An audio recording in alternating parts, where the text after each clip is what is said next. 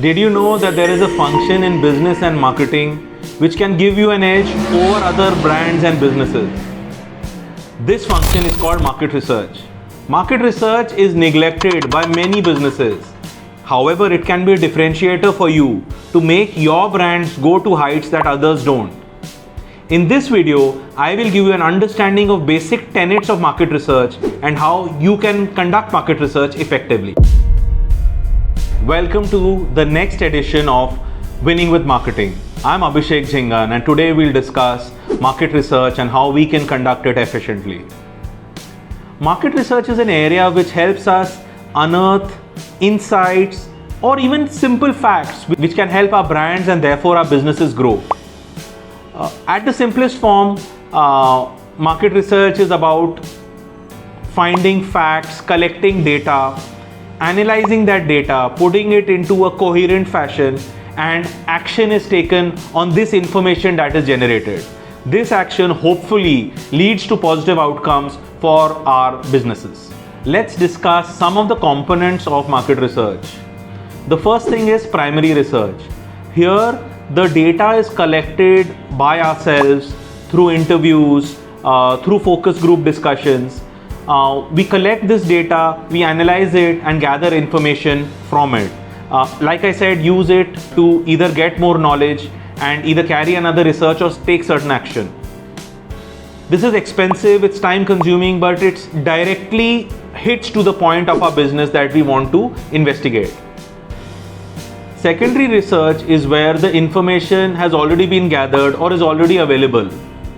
Government of India studies, magazines and periodicals, websites furnishing data, these are all examples of secondary data. Secondary data does not consume as much time, although there is skill in collecting it, it doesn't consume much time and it is much more economical.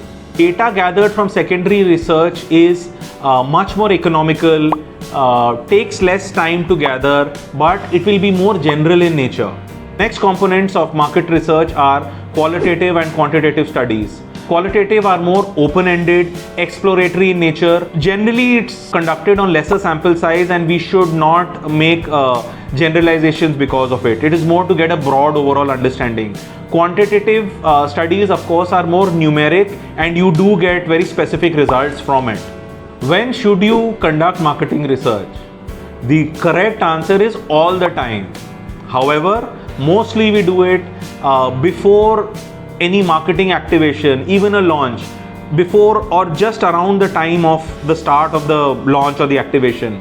The other way to do is, or the other time when we do it is when we are in the middle of a certain activity to gather the feedback and use that feedback to course correct. The third way is, of course, after the activity or the event has happened, this research is used to figure out whether we were able to attain the objectives that we had put forth. Now, the next part of this discussion will deal with the kind of format that I use for my market research analysis for my brands. It's been successful for me in the past and I'd like to share it with you. We'll also look at the formats that I used for creating market research studies. This, as you can see, is the broad format and method that I use. Basically, there are 4 steps. The first step is, what are the business questions? This is the most important question. If we can handle this or answer this well, we are on the right track. The second step is creating the questionnaire. See, once you have the areas where you figure out the business question, you should brainstorm or work in tandem with the market research colleagues. And even if you're doing it yourself, figure out what the basic format of the questionnaire, what the basic structure will be.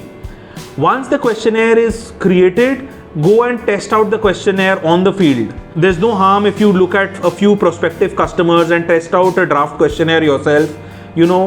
Figure out, is the flow of questions good? Are there too many questions? Are there questions which are being answered at another part and are being repeated? At the end of the questionnaire, does it feel if all the areas have been covered? If so, that's great. If not, you can add certain more questions and delete certain others. The next step is coming back, sharing these learnings with your research team and creating a more perfect questionnaire. The third step is being involved in the interim results meeting. every market research has an interim results meeting where you look at the progress of the study. Some of the studies, maybe from 6 to 10 weeks. So at around halfway time, there is an interim results meeting which you must attend. It tells you if the research is going in the right direction. If not, you can still take certain course corrections. Be involved in the final results.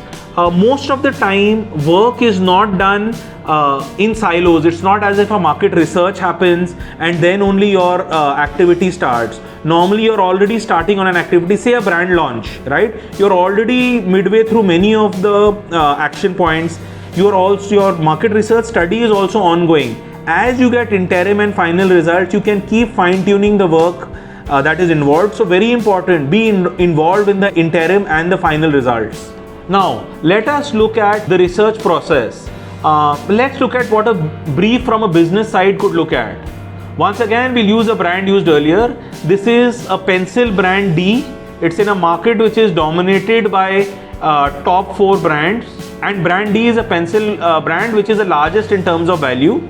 It's at about a 15-20% premium. The company aims to gain 3% market share by launching a superior grade pencil. Now, we need to conduct a market research to understand the current market and the acceptance of the new introduction in order to create a robust marketing plan.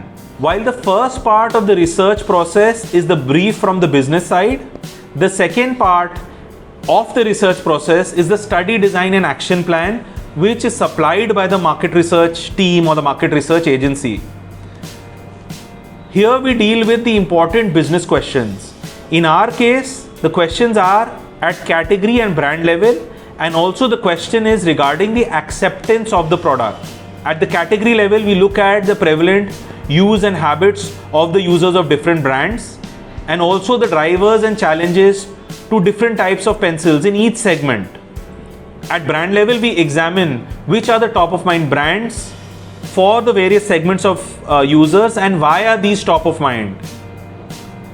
Acceptance of the product can be ascertained by doing a concept test of the new product, and there are different segments which can be prioritized for this. The research team will clearly tell us the type of research is required.